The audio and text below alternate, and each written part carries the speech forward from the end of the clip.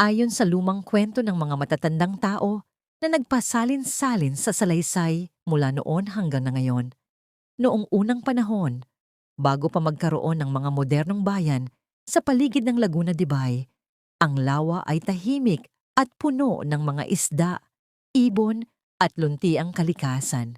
Sa gitna ng lawa, may isang malaking nilalang na kinatatakutan ng mga tao, isang higanting buwaya na sinasabing mas matanda pa sa mga nayon sa paligid. Ayon sa kwento, hindi ito basta hayop lamang, kundi isang tagapagbantay ng lawa. Habang dumadami ang tao sa paligid ng lawa, unti-unting nagbago ang lahat. May mga mangingisdang kumuha ng sobra-sobrang isda.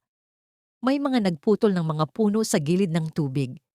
Dito nagsimulang magpakita ang buhaya. Sa gabi, naririnig raw ang malalakas na pag-uga ng tubig. May mga bangkang nawawala. May mga ilaw na nakikitang gumagalaw sa gitna ng dilim. Sabi ng matatanda, kapag hindi mo igalang ang lawa, magigising ang bantay nito. Isang gabi, bumuhos ang malakas na hangin at ulan. Kumulog ng napakalakas at ang tubig ng lawa ay tila nagalit. Sa gitna ng unos, lumitaw ang napakalaking buwaya, mas malaki kaysa anumang hayop na nakita ng tao. Umikot ito sa lawa, tila binabalaan ng lahat. Natakot ang mga tao. Humingi sila ng tawad sa lawa at nangakong babaguhin ang kanilang gawain. Pagkatapos ng gabing yon, unti-unting humupa ang bagyo. Tahimik na muli ang lawa, ngunit may kakaiba. Ang higanting buwaya ay hindi na muling gumalaw. Araw-araw, habang lumilipas ang panahon, napansin ng mga tao na ang anyo nito ay nanatili sa gitna ng lawa.